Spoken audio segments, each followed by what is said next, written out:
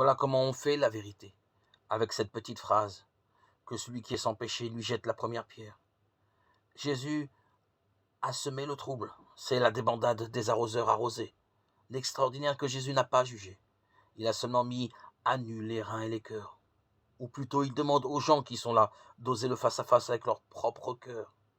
Et cette petite phrase a mystérieusement retenu ces gens de faire acte de violence, ce qui n'est pas rien. Cette parole, comme toujours, la parole créatrice, la parole divine dans l'Écriture, est une parole qui met de l'ordre. Elle sépare le sec de l'humide, le jour de la nuit.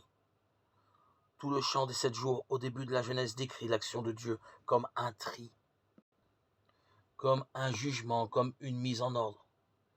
Elle sépare. Et ici, effectivement, cette parole sépare cette femme, l'accusée, des accusateurs, comme le jour et la nuit. La femme leur échappe complètement. Et puis, mystérieusement aussi, elle divise les accusateurs. Leur bloc, il lui amène à éclater. La loi éclatait en miséricordieuse vérité pour la femme et en cruelle vérité pour ses accusateurs. Ils avaient tendu à Jésus un piège de péché, celui de la femme, au nom de leur vertu. Le piège s'est refermé sur eux, en piège de vertu, au nom de leur péché.